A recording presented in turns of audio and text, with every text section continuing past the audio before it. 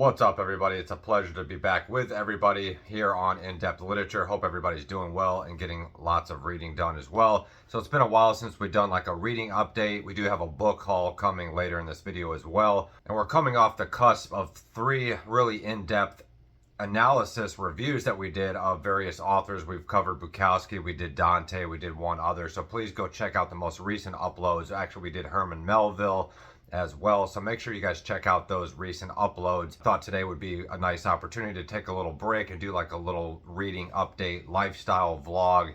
I've definitely been busy with school and work lately, but we're still getting lots of reading done. The first thing that we finished, I'm not sure when this review will come. I'm probably going to read more works by this author before we end up doing more reviews, but we did read Plato's Symposium, a little ancient Greek discourse, philosophical thing about love and eros and the existence of sort of sensual spiritual relations. We did make some pretty decent annotations. It was fairly easy to read, although the concepts back and forth philosophical dialogue is pretty intense. It's pretty in-depth. It's definitely something that makes you kind of go, huh? It definitely makes you think. There is definitely a homoerotic element to the ancient Greek philosophy regarding eros. There was sort of this mythology of, physical love, erotic love, and then sort of a more godly intellectual love, or maybe those two were actually separate. They had a sort of a godly agape, as they would say in Greek. And a lot of that pertained to sort of this homosexual relation between older men and younger males, but it was also not strictly physical. It was sort of this philosophical, intellectual exchange of the elder knowledge versus the young sort of up-and-coming man or youth that sort of gains spiritual nourishment from his elders. So definitely an interesting perspective. Being half Greek myself, my father's side of the family is Greek. This was nice to sort of, not only this, but a lot of things, a lot of Greek history, philosophy, mythology in general is something I want to become more well-versed in. Just not specifically because I'm half Greek, but that's definitely part of it. I sort of have a calling, I guess you could say. Up next, we haven't finished this yet. We've actually read this one time in the past, but I really was curious. I really wanted to take this up again. This is John Gardner's on becoming a novelist. I'm just putting it a little closer to the screen so you guys can see the sort of the title and the layout. This is one of my favorite books on writing, just something to keep you motivated in terms of your author goals, your writing goals, the idiosyncrasies of authors and writers, which I find really fascinating. John Gardner is the author of Grendel and a couple other books. He's got another one called On Moral Fiction. He wrote a lot of books on writing, but he wrote a lot of short stories and just fiction in general. I definitely recommend John Gardner's On Becoming a Novelist, and he sort of breaks down novel writing as sort of a form of like the novelist functions as like a marathon runner, and he has to really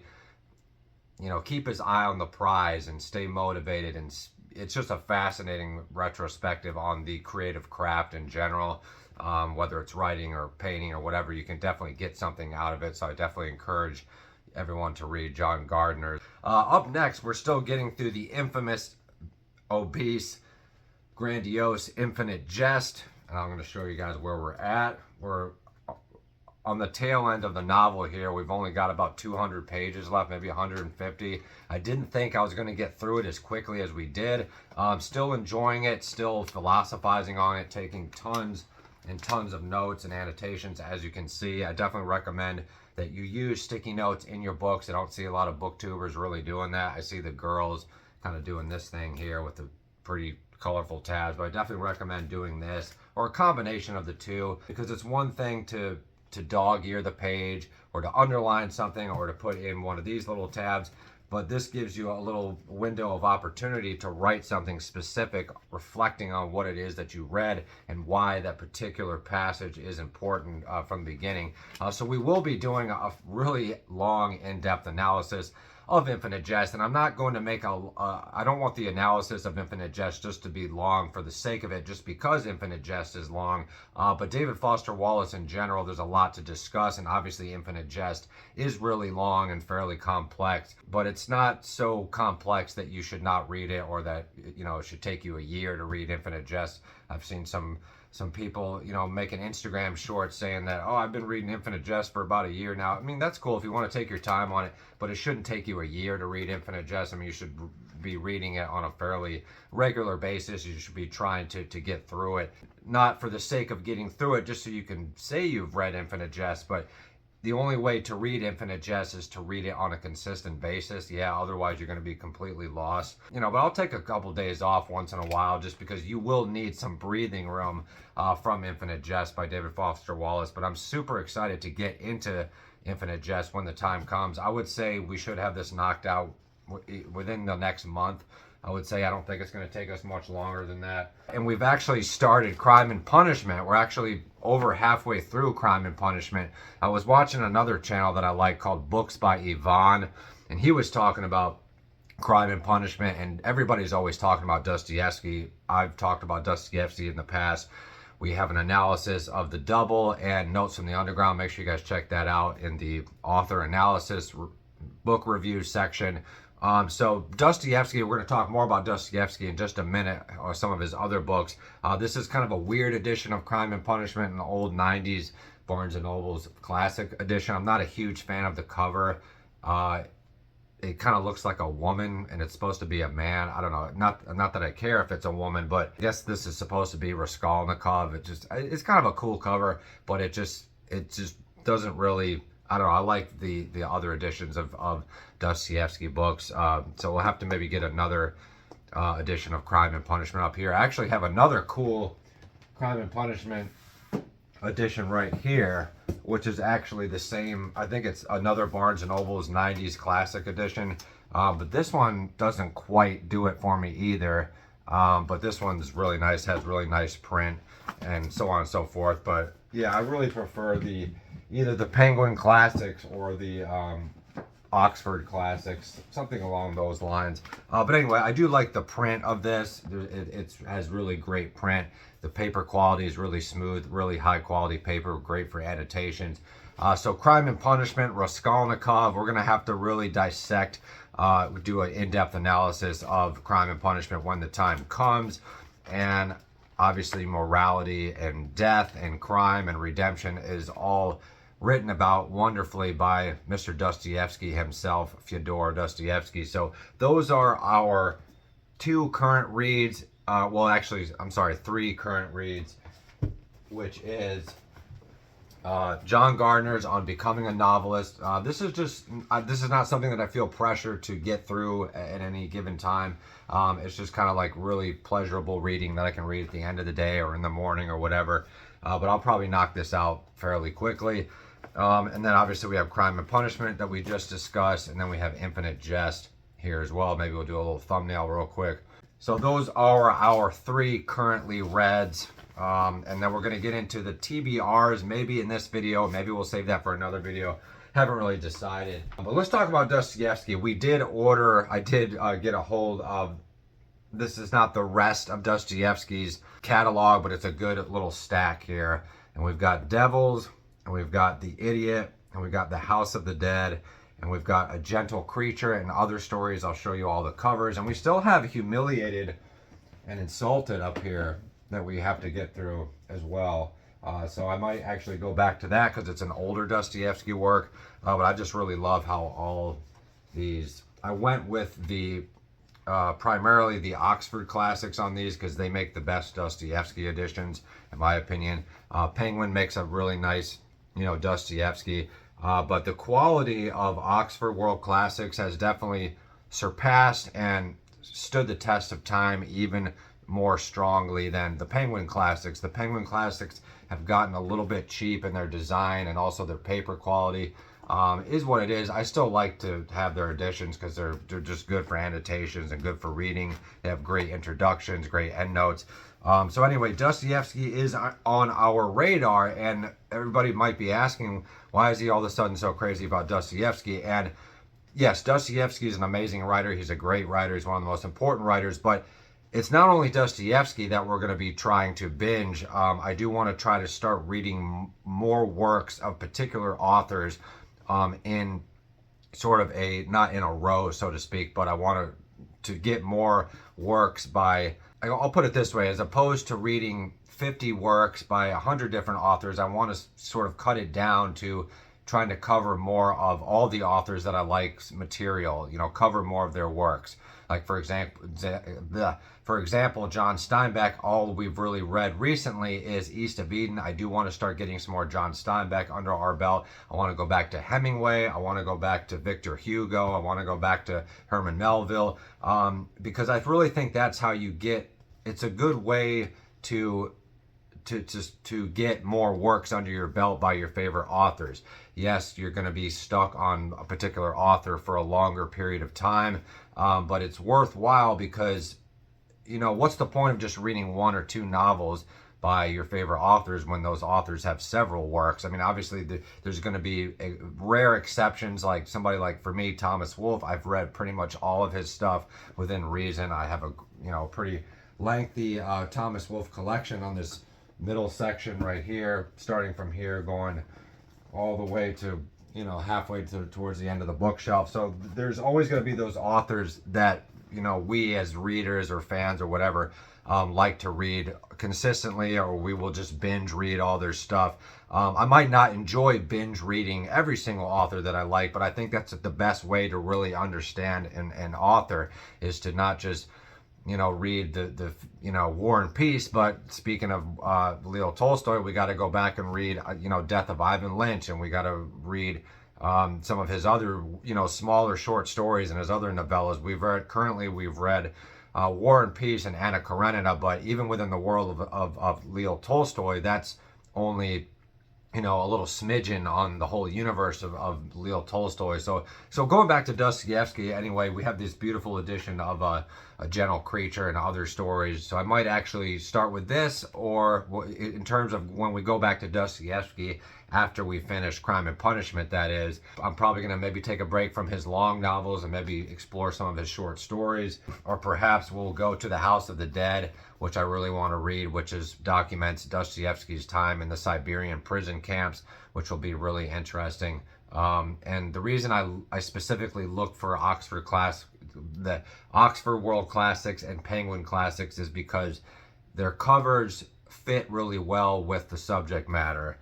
For example, this is one of Dostoevsky's favorite paintings that had a huge impact on him. So what better piece of art to put on the cover of The Idiot than this one? Obviously, maybe you could have put a portrait of Dostoevsky or something on there, but I don't know. I just like when the cover has something to do with the author, or just makes sense aesthetically, historically. I don't really like the modern, and when I say modern, I don't mean current. I mean like, post 1940s book covers where they just had random colors on there, or just random designs, or, something that doesn't make sense. I want something that, has something to do with either the author or historically, or just fits in general with the time period or with the philosophy of the author or whatever. I think you guys know what I'm talking about. I don't need to go on a huge rabbit hole. For example, this is just a beautiful layout, a beautiful cover. It did come a little bit bent up here on the top. But so this is we're curating a Dostoevsky collection, if you will. And I'm looking forward to getting into more Dostoevsky. We're going to have to organize these at some point soon and put everything in the right spot. So let's get into the short book haul, short/long book haul that we're going to do. First, we have Stoner by John Williams.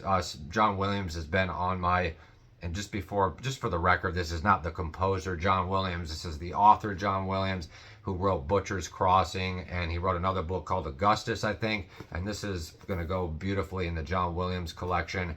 I think Alana Asteel or some YouTuber like that, booktuber, made a review of this. I'll have to go back and check. But Stoner is supposed to be really good, really interesting. So we're looking forward to getting into Stoner. by John Williams. I'm just going to be tossing my books on the floor because I'm running out of room. Up next, we have Girl with Curious Hair, short story collection by David Foster Wallace. I just picked this up at the used bookstore. I was interested to see what David Foster Wallace's short stories are. And for example, in terms of binge reading or exploring more authors, that's a good example. Once we're done with Infinite Jest, I think we're going to transfer over to either this short story collection or maybe, brief interviews with hideous men or something like that. Just something to sort of take a breather from his long works and see what he's all about short story wise. Obviously, we've got, The Broom of the System and The Pale King, of course, which seems really interesting. A lot of people are talking about The Pale King. So we might graduate over to The Pale King. Up next, we have this beautiful Oxford World Classic edition of St. Augustine Confessions. This looks really interesting. Augustine tells of his wrestlings to master his sexual drive, his rare ascent from a humble Algerian farm to the edge of the corridors of high power at the imperial court of Milan. So this seems like something right up my alley, something historically that I will enjoy. Up next, we have Daniel J. Boorstin's The Seekers, which is part of this series. There's another one we have called The Creators, which I'm going to probably pick up pretty soon. And then there's another one called The Philosophers, I think, or The Discoverers. So just the whole universe of Daniel Boorstin seems really interesting. I've yet to read any of his books yet, but we're definitely going to be cracking open the universe of Daniel Boorstin in the very near future. Up next, we have some beautiful Barnes & Noble's Classics edition that are going to go beautifully up in this little top section there. All Barnes & Noble's Classics editions right up there. I don't think anybody, like I said before, a lot of YouTubers, I don't hear them talking about Barnes & Noble's Classics editions, which is a real shame because they really are some of the most beautiful. We have Great Expectations by Charles Dickens, and the reason I got this was because a lot of people said this is a great place to start with Charles Dickens. We've read Christmas Carol, probably like a lot of you, but I've been sort of intimidated by the universe of Charles Dickens because he just has so much material to get through, and I was kind of overwhelmed. I think Great Expectations or Oliver Twist, I think, is probably going to be where we start. Maybe we'll eventually move over to Bleak House. And so we have a lot of Dickens in our collection. I just haven't read them yet, regrettably, but we're going to get to them. Up next, we have Pride and Prejudice by Jane Austen. And before I talk too much about this one, we also have the Barnes & Noble's Classic Edition. The Penguin Classic Edition. And I think we're going to probably read this one just because this one is, just beautiful. It's like a little collector's edition. But I don't know, maybe we'll end up cracking this one and leaving this one. I don't know. I would like to ideally read both of these over the course of my life. But it helps to have multiple copies of some of your favorite authors or your favorite books, because that way you can keep one on the shelf in pristine condition if you so choose, and then you can have another one for marking up and annotations and sticky notes and all that stuff. So it's really cool. And I would say as far as the classic authors go, the authors that I really enjoy, the three main publishers or formats that I like is Penguin, Barnes & Noble's Classics, and obviously Oxford World Classics. You can't really go wrong with those two. And obviously we did finish Sense and Sensibility. I think I might have talked about that a couple weeks ago, but I don't want to do a review on it yet because it was a little complex. I would have to go back and reread it again to really be qualified to do an analysis of Sense and Sensibility. And sometimes that happens. You're reading a book and you finish it and you really want to do an analysis or a review on it, but you just didn't quite get all the pieces and you need to master the material a little bit more. So sometimes that happens. And Jane Austen is definitely not an easy read. Jane Austen takes work. She takes homework. And so I do want to read more Jane Austen too before we start unpacking the universe of doing analyses of Jane Austen.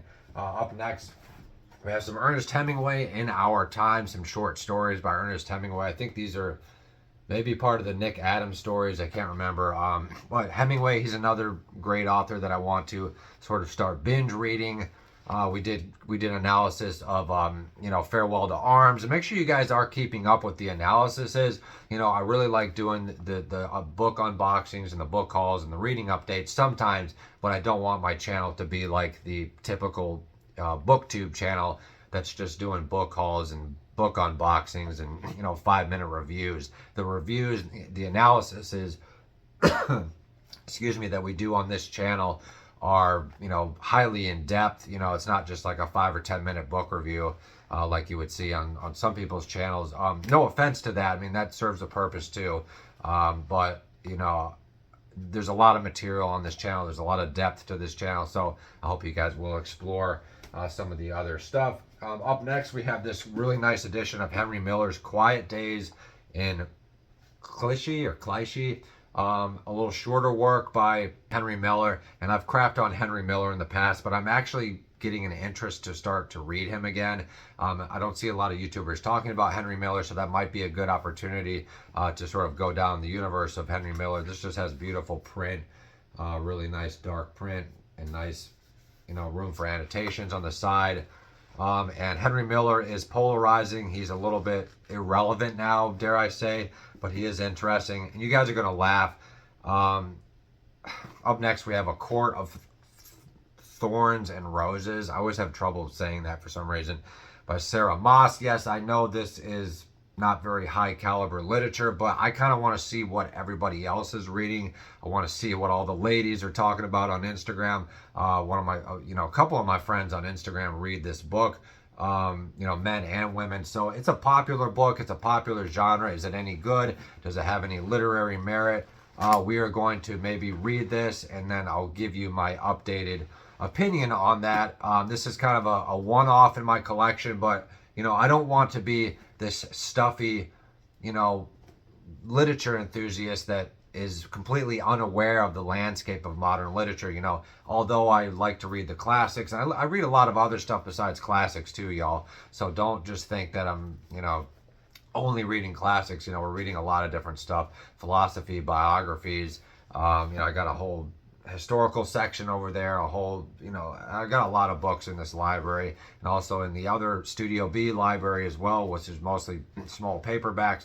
But I don't want to hate or denigrate on what other people like to read. Is this going to be my cup of tea? Probably not. But it would be nice to know why it's so popular. What's so good about Sarah Moss, other than the smut aspect of it. Maybe there's something else there. Not that there's anything wrong with smut, but anyway, just saying. Up next, we have this beautiful Penguin edition of Middlemarch by George Eliot. I was having trouble finding a good edition of Middlemarch that had decent print. All the print was really small, and the book, obviously Middlemarch is a huge mammoth book, but that doesn't mean that you have to make the print so small that nobody's going to want to read it. So this is a really beautiful, it's a different type of edition. I forgot what they call these. Penguin English Library Edition. So apparently that's a thing too. I've seen a lot of girls on BookTube like these, I guess for the aesthetic, feminine quality of them. Really cool design with sort of the neutral pink, purple, and this really bright orange. Just really cool. So we'll have to keep our eyes and ears out. And as far as any of these books or any of these authors go, please leave your comments below if you think I should read them. If you don't think the books are worth it, I'm still probably going to read them anyway. Up next, we have this beautiful Penguin Classics edition of the Complete Dead Sea Scrolls, which is really cool. We're getting through the Bible currently. We're actually in Proverbs right now, which I'm actually enjoying quite well. I think it's Proverbs, yeah.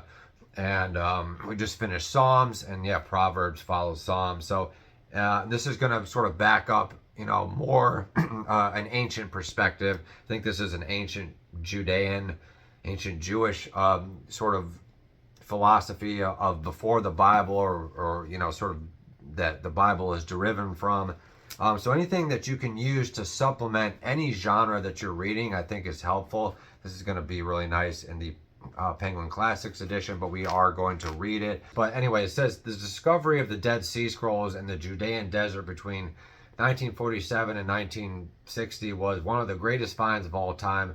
The extraordinary manuscript appears to have been hidden in the caves of Qumran by the Essenes, a Jewish sect in existence before and during the time of Jesus. So yeah, really interesting in terms of the Judeo-Christian worldview. This should be splendid material for that. Up next, we have this beautiful Barnes & Noble's classic edition of Germinal. I'm trying to sound like a stuffy French person. I'm not sure if I'm doing a good job. By Emile Zola. I've heard, what's that one channel that I like? I can't think of her name right now. Redheaded girl, petticoats and something or another. Prose and Petticoats is a big fan of this book as well. She kind of turned me on to reading Emile Zola and Germinal. I think this is about the working class during the pre-industrial revolution days or something to that effect. So really looking for, I think we might have another Emile Zola up there somewhere. So this is going to be really nice in the Barnes & Noble's classic edition. And a lot of these, authors, genres, editions, we're going to have to expand. I'm going to have to get another one of these babies right here to expand some of these collections, because my collection is growing all the time and sort of ebbing and flowing. Up next, we have George Orwell. Make sure you guys check out our analysis of 1984 that we did of George Orwell. This one is Down and Out in Paris and London. I've heard a lot about this one. This is less dystopian, more like gritty autobiographical stuff about his time in Paris and London. So this should be really interesting as far as the universe of George Orwell. Another reason I got this was because of the print. Look at that beautiful, thick, high quality print on beautiful paper. Smells really nice as well. And up next we have, I guess we'll close this video out with 2 Robert Greene books. The 48 Laws of Power and Mastery, which I think I'm going to try to get back to Mastery. We've read most of Robert Greene's books, pretty much all of them, but we will eventually go back and do a series, maybe an analysis or like a biography documentary of Robert Greene. They've cut down on the quality of the newer editions of the paper. It used to be like really slick, sort of shiny paper. Now they're just doing run-of-the-mill paper, but overall, still really good quality. Robert Greene is controversial. A lot of people don't like his books. I find his books to be pretty fascinating. They do take a lot of work. You have to take what he says for a grain of salt, obviously. But I think his works and his philosophies and his historical examples can help inform the fiction that you're reading, or help you become a writer, or whatever it is that you're doing. There's a very motivational aspect to Robert Greene, but also sort of a warning to creative people or to people in positions of power not to let things get to your head. So I think that Robert Greene, we have a whole Robert Greene section over there. So Robert Greene definitely serves a purpose. I think we'll save the to be reads, the TBR video, for another vlog. I don't want this to be astronomically long, but I appreciate y'all spending a half an hour over here with us on In-Depth Literature. By the time I edit this, it might be a little bit shorter, but that's what we're currently reading, what we're going to be thinking about reading. So I think that's important for everybody, for creative people, whether it's for reading or for painting. My art teacher has encouraged us to curate images and different, she calls it research, I guess, things to stimulate our creativity. And I think as a reader, as an author, this is kind of how I do it. And I think it's good to curate and to think about, always be thinking about the books that you want to read. If you're just kind of willy-nilly taking recommendations, or God forbid you're reading the most read, current books. I forgot what they call them. What do they call them?